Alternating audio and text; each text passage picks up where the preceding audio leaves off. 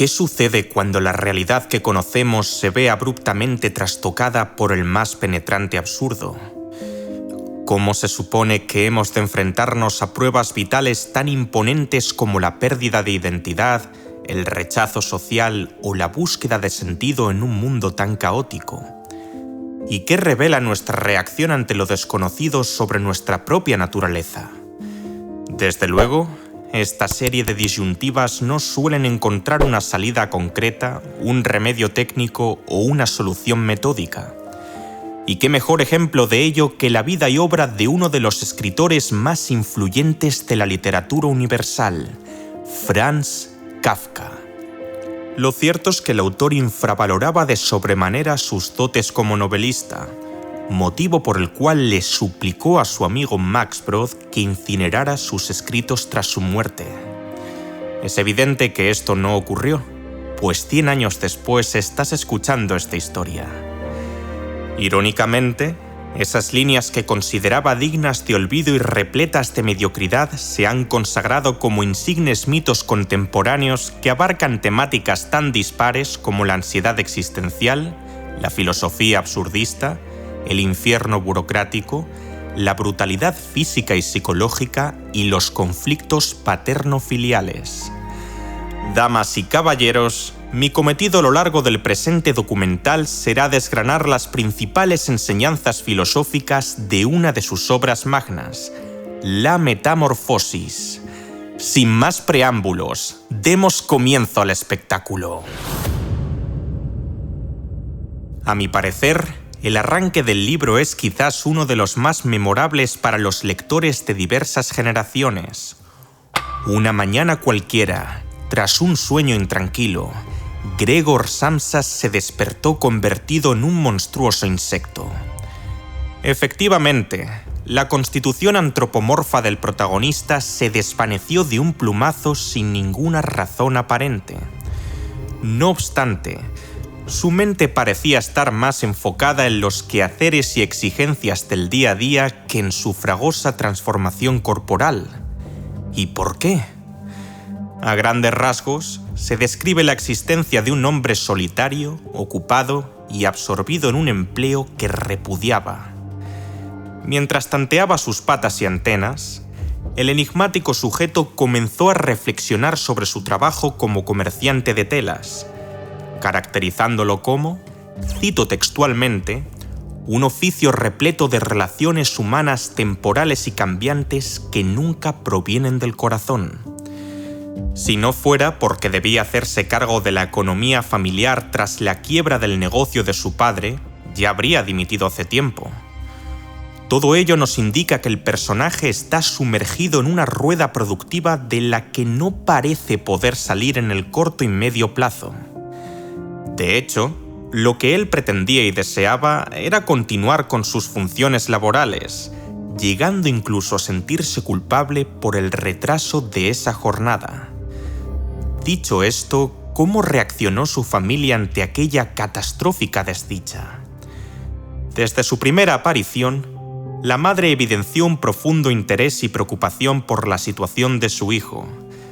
Sin embargo, el simple hecho de estar preocupada e interesada no se traducirá en ninguna ayuda concreta en el transcurso de la novela.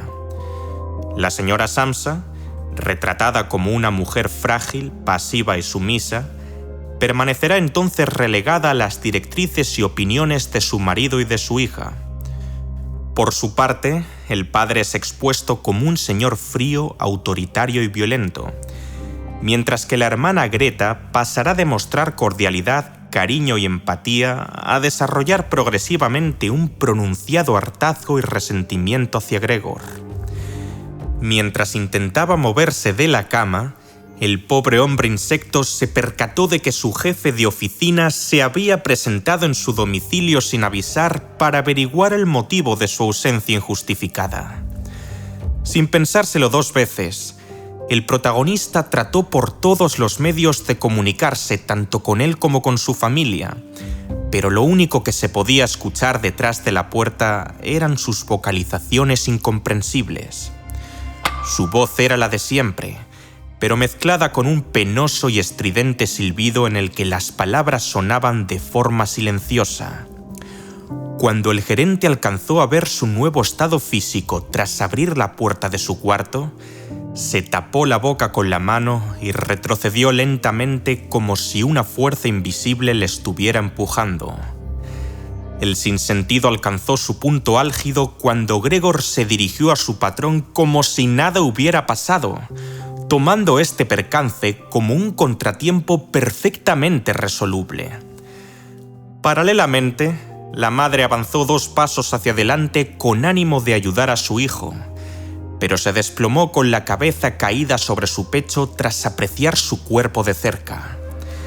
Ni siquiera el instinto maternal fue suficiente para disimular o contrarrestar el horror de los acontecimientos. Un rato después, la señora Samsa recobró el juicio, pero lo primero que presenció nada más abrir los ojos fue el resultado de la metamorfosis. ¡Auxilio!, gritó la mujer desesperada al no dar crédito a lo que sus sentidos le mostraban. En ese preciso instante, el jefe huyó despavorido de la casa en medio del caos, y ya con vía libre para desplegar su agresividad, el padre tomó el bastón que el hombre había olvidado en su apurada salida para apalear y encerrar a Gregor en su habitación. El singular estilo de la literatura kafkiana sumerge al lector en un mare magnum de escenas paradójicas, absurdas e incongruentes que evocan la experiencia de un hórrido sueño. Y es que Franz no busca que su narrativa sea creíble y realista en el sentido convencional de ambas palabras.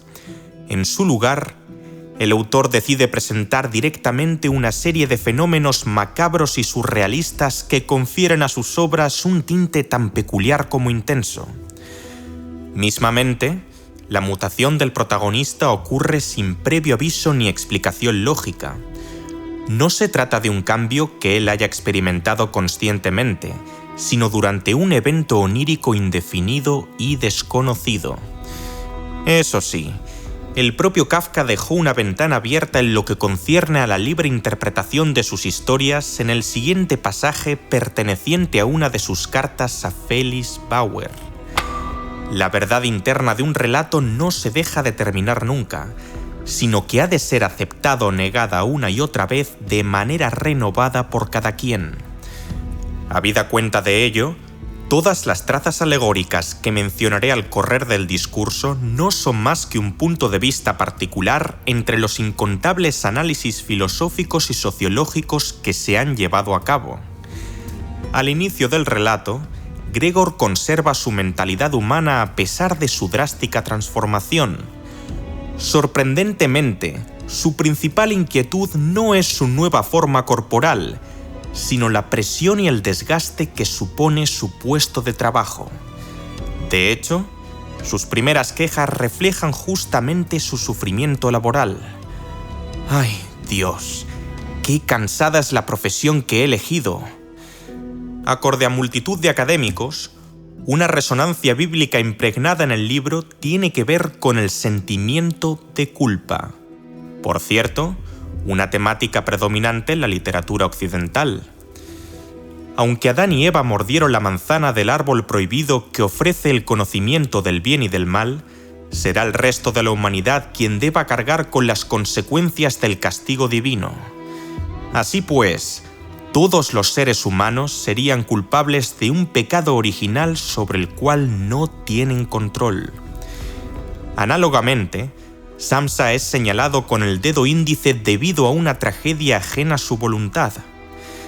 La confusión arbitraria del personaje podría entenderse como una metáfora tanto de su vida como de la existencia humana, en la medida en que nuestro afán por imponer el orden en situaciones cotidianas solo disimula nuestra incapacidad para controlar el panorama en un sentido holístico. Gregor intenta relajarse pensando que una reflexión pausada acompañada de una explicación sincera será suficiente para que todo vuelva a la normalidad. Y acto seguido, se esfuerza para que el gerente comprenda su coyuntura, enfatizando tanto en su puntualidad, dedicación y lealtad a la empresa como en la necesidad de sostener económicamente a su familia. En resumidas cuentas, él promete superar este nuevo obstáculo y trabajar con más ahínco en cuanto tenga la oportunidad de regresar a la actividad. Con todo, la relevancia de esta declaración de mea culpa radica en su completa futilidad, puesto que él sabe en el fondo que su jefe no es capaz de entender lo que está diciendo debido a la distorsión vocal que deforma su habla. Y peor aún, que su contestación seguiría siendo igualmente insensible, furiosa y punitiva, incluso si lograra captar el contenido del mensaje. La inesperada mutación brinda al protagonista la posibilidad de abandonar una profesión que detesta fervientemente, pero su culpabilidad le impide disfrutar de esta recién adquirida libertad. Es así como este conflicto representa una encrucijada ética que marca la experiencia humana contemporánea, a saber, la batalla entre la libertad por alcanzar la autenticidad personal y la culpa que emana de las demandas y expectativas impuestas por el núcleo social y familiar. En más de una ocasión, cumplir con las obligaciones hacia los demás y ser fiel a uno mismo se perciben, evalúan y viven como eventos mutuamente excluyentes, aunque no lo sean en realidad. Lo interesante es que el pensador checo ofrece una salida inédita a este dilema a través de la metamorfosis. Al convertirse en un animal, Samsa se deshace ipso facto de los grilletes que le mantienen sujeto a un empleo insufrible sin tener que cargar en su conciencia con el despido. Empero, él se siente culpable durante prácticamente todo el relato. Y para colmo, su libertad queda confinada en el yugo abrasador de esas 4 paredes de las que apenas podrá salir. Quizás el debate interno entre su deseo de convertirse en un individuo autónomo e independiente y su posición laboral haya motivado sus inquietantes sueños.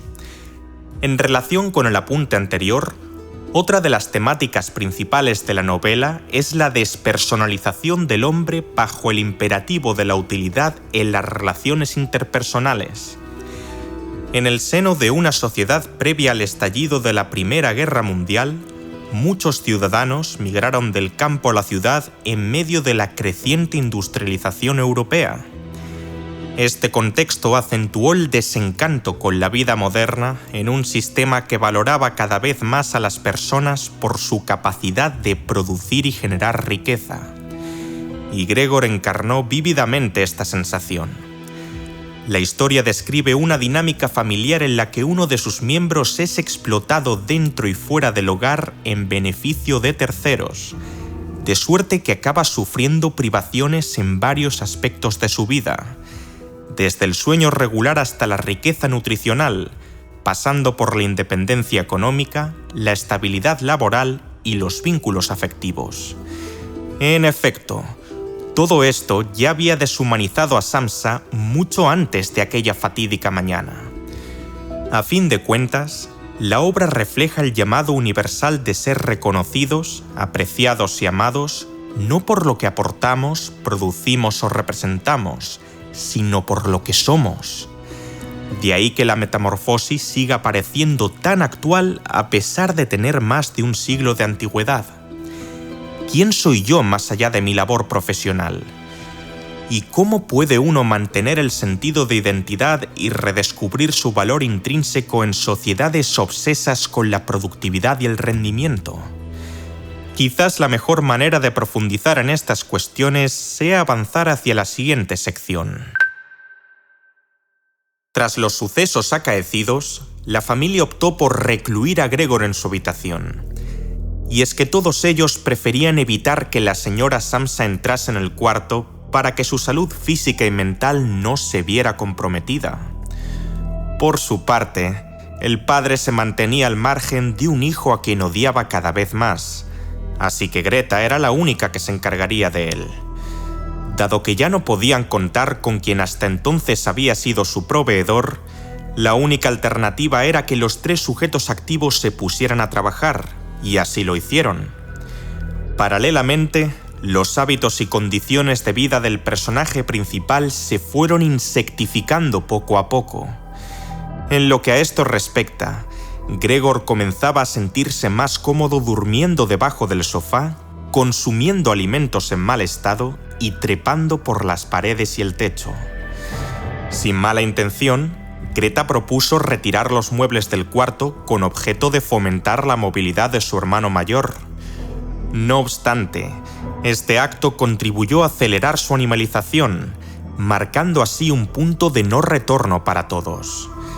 Nada más sacar el escritorio de la recámara, la madre se desplomó nuevamente en el sofá al ver por primera vez a su hijo escalando por un tabique, y aprovechando el desconcierto en lo que Greta se apresuraba hacia la sirvienta en busca de asistencia, Gregor se escapó de su habitación. Es aquí cuando el fastidio y agotamiento de la joven ya empezaba a hacerse más que evidente. Tras la llegada del señor Samsa, se desató un intenso altercado que se tradujo en una persecución por los pasillos del apartamento. Consumido por una furia desbordante, el hombre lanzó varias manzanas a la, abro comillas, monstruosa alimaña, una de las cuales se incrustó en una parte muy vulnerable de su cuerpo hasta su posterior y dolorosa descomposición. En la segunda parte de la novela, el trato se vuelve sumamente vil, abusivo y despiadado. Eso sí, creo conveniente hacer énfasis en uno de los conceptos claves del capítulo: la alienación. El término proviene del latín alienatio, cuyo significado es acción y efecto de producir la pérdida de la propia identidad. Grosso modo, la idea común entre las diferentes interpretaciones del fenómeno tiene que ver con el alejamiento de uno mismo, esto es, la falta de control y/o la extrañeza sobre el sentido del yo.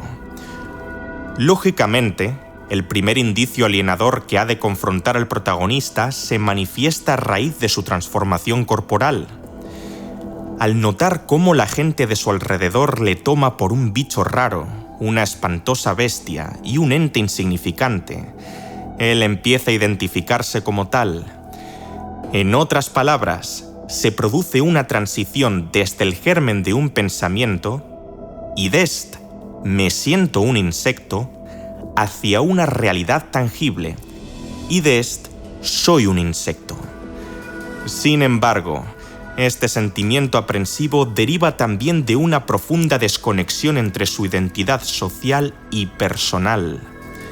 Sí, Gregor cree ser el mismo, sea lo que ello fuere, pero su entorno extra e intrafamiliar lo niega rotundamente. A pesar de que él siente, expresa y revive una profunda disconformidad en su carrera profesional, está a su vez convencido de que podrá resolver este conflicto con cálculos mentales de naturaleza empresarial. Sin ir más lejos, su intención era dejar aquel tormentoso trabajo una vez ahorrase el dinero suficiente como para cubrir las necesidades básicas de sus padres.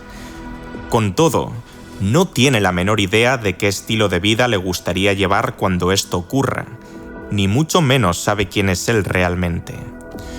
No es de extrañar que el autor haya transformado a su personaje en una criatura grotesca que amenaza misteriosamente toda lógica y racionalidad.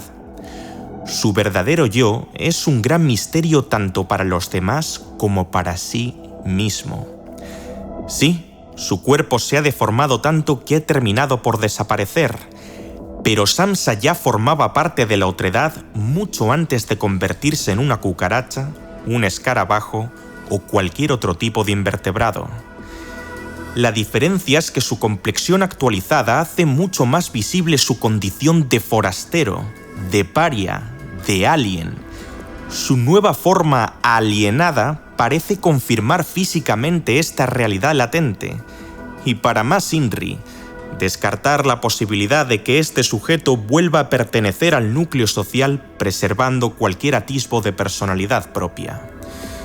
Es más, la mutación es tan radical que ni siquiera se plantea en el relato opción de recuperación alguna. Si eres un espectador habitual del canal, te habrás dado cuenta de que se pueden trazar bastantes paralelismos entre Gregor y Meursault, el protagonista de la célebre novela de Albert Camus titulada el extranjero. Asimismo, la metamorfosis puede interpretarse alegóricamente como una representación desgarradora de enfermedades mentales como la depresión, la ansiedad o el estrés postraumático. El distanciamiento del mundo exterior en conjunción con la creciente incapacidad para participar en actividades cotidianas son un eco fiel de la manera en que este tipo de patologías y trastornos desfiguran la percepción de la realidad del paciente, sumergiéndolo en un abismo de soledad, angustia y desesperanza. En este sentido, se apreciaría en el texto la metáfora de un proceso de deterioro interno donde el cuerpo y la mente, antes conocidos, familiares y cercanos, devienen entidades extrañas, hostiles y atópicas. Además, el rencor de la hermana, el desconsuelo de la madre y la cólera del padre ilustrarían la estigmatización, la incomprensión y el rechazo que suelen sufrir las personas afectadas en una sociedad que aún no ha interiorizado del todo la envergadura de esta crisis sanitaria global. El último tramo de la obra gira en torno al agravamiento de la maldición que padece el personaje central. Para poder afrontar los gastos, la familia acordó arrendar una parte de la casa a 3 inquilinos, relegando con ello a Gregor a un rincón de su cuarto, el cual servía ahora como desván. Durante una plácida noche, Greta se dispuso a tocar el violín para sus susodichos huéspedes, y atraído por la dulce melodía, su hermano irrumpió inesperadamente en la sala. Lo único que él quería era decirle que le habría encantado pagarle las clases del conservatorio para que se dedicara profesionalmente a la música. Antes bien, este será el evento que culminaría la escalada de tormento, desprecio y animadversión. Cuando los señores echaron un vistazo a la criatura, decidieron marcharse de la vivienda sin pagar el importe del alquiler. Y no solo se quedaron perplejos ante la presencia de un hombre insecto, sino también por el hecho de que se le mantuviera escondido en unas condiciones tan deplorables. En este punto tan crítico, Greta sugirió con firmeza una solución desesperada: deshacerse de él. Lo cierto es que los Samsa ya no eran capaces de reconocerle como un ser querido, dudando incluso de que, cito textualmente, eso sea Gregor. Y recalco la palabra eso, un pronombre personal que denota la total cosificación y deshumanización. Pese a que no sabían exactamente cómo expulsarlo del hogar, los 3 miembros de la familia concordaron con el veredicto de la joven, ya que pensaban que habían hecho todo lo posible para procurar la convivencia. A la postre, Gregor permaneció aislado, débil y absorto en sus pensamientos hasta altas horas de la madrugada. Nada más dar las 3 en punto, el protagonista dejó caer su cabeza y dio el último suspiro. A la mañana siguiente, la sirvienta descubrió el cadáver e informó a los familiares de su fallecimiento a grito de «¡Ha estirado la pata!». Si bien los 3 sufrieron una leve conmoción tras su partida, también recibieron la noticia como un verdadero alivio. Es más, se alegraron tanto de poder iniciar una etapa más tranquila en sus vidas que dedicaron el resto de la jornada a dar un paseo por la ciudad. Así pues, los señores Samsa olvidan rápidamente la pérdida de ese hijo que un día fue el sostén de la familia, y al mismo tiempo buscan refugio en el floreciente porvenir de la hija que todavía se encuentra a su lado. Acorde al escritor argentino Jorge Luis Borges, una de las indiscutibles virtudes de Franz Kafka es la invención de situaciones intolerables. Y yo estoy de acuerdo con él. Gregor es la figura simbólica de un sacrificio que pasa en todo momento desapercibido e ignorado, incluso antes de su transformación. Aún así, su bondad queda realzada hasta su mismísimo final. En un estado moribundo, pensaba con cariño y emoción en los suyos. Hallábase aún más firmemente convencido que su hermana de que tenía que desaparecer. A través de un personaje que ha perdido su carácter humano, el escritor remueve en el lector una curiosa mezcla de sentimientos encontrados. Por un lado, sería esperable reaccionar desde la indignación, la impotencia y el lamento fruto de contemplar la combatividad del padre, la pasividad de la madre y el menosprecio de la hermana ante un problema que no es culpa de Gregor. En mi opinión, el aspecto más grotesco de su destino no es su conversión en una alimaña, mas la aplastante inhumanidad con la que todo el mundo trata este cambio involuntario. Claro, ninguno de los padres advirtió su lucha interna, ni tampoco el gran esfuerzo que él estaba haciendo por ellos. Por descontado, ni se les pasó por la cabeza que la verdadera esencia de un individuo puede verse deteriorada en tales circunstancias. Y como guinda del pastel, el padre tenía en su poder más recursos económicos de los que su hijo creía. O sea, que le ocultó información relevante en pro de sus propios intereses. Igualmente, Gregor se equivocó en su percepción de la relación familiar en tanto en cuanto pensaba que su deber era proporcionar a los suyos una vida cómoda y segura a costa de su propio bienestar, una convicción que acabó por desfigurar su identidad. A mi juicio, una de las escenas más dolorosas del libro es el no tan disimulado confort que experimenta la familia al final de la obra. Las escasas lágrimas derramadas ante su deceso parecen ser producto de una convención social más que el reflejo de un sentimiento de luto. Y es que la narración despierta por momentos un profundo anhelo de justicia divina, es decir, el deseo de que alguna fuerza superior restablezca el equilibrio moral reconociendo el valor, el compromiso y el amor de una persona que se dejó la piel a cambio de poco o nada. Sin embargo, la pluma kafkiana refleja una cruda realidad. Dicho balance cósmico no siempre se manifiesta en el mundo que habitamos, y muchísimo menos en la literatura. ¿Cómo es posible que la huella de un individuo que ha renunciado a tantas cosas a favor de los demás pueda ser tan fácilmente olvidada tras su muerte? Esta reflexión nos lleva a considerar tanto el alcance del egoísmo humano como la fragilidad de los lazos afectivos.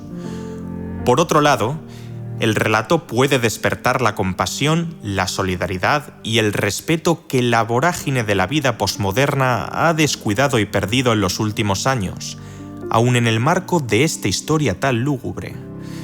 Aunque no sea la moraleja más frecuente, no sería descabellado pensar que una descripción tan turbia de los malos tratos tiene el potencial de suscitar acciones y conductas opuestas a las que fueron desempeñando los personajes. Verbigracia, mantener la integridad moral ante las adversidades, buscar soluciones constructivas a los conflictos, cultivar la gratitud por los pequeños placeres del día a día, ejercer la generosidad sin esperar recompensas, guardar la honestidad y la transparencia en la comunicación, fomentar la aceptación y la inclusión de las diferencias individuales y desarrollar tolerancia para con la situación de una persona enferma. Si el bien no llega por sí solo, quizás sea hora de convocarlo y practicarlo en medida de lo posible. Como broche final, un factor destacable es que la metamorfosis del protagonista no es la única que tiene lugar a lo largo de la novela. Debido a su regreso al mercado laboral, el padre pasó de ser un hombre lento, encorvado y desmelenado a exhibir un carácter más lozano, firme y contundente. Ahora bien, la evolución más prominente es, sin lugar a dudas, la de Greta. Las duras circunstancias familiares condujeron a la joven a adquirir un cúmulo de responsabilidades que forjaron su crecimiento personal. Al término del capítulo, los padres reparan en que su hija se ha convertido en una mujer bien formada y de buen ver, con lo cual proponen su futuro emparejamiento. Desde esta perspectiva, su transición hacia la madurez consta como el tema subtextual de la historia. Llegados a este punto, algunos de ustedes habrán echado en falta una breve reflexión sobre la angustia como piedra angular del existencialismo. Y lo haré, pero no el día de hoy.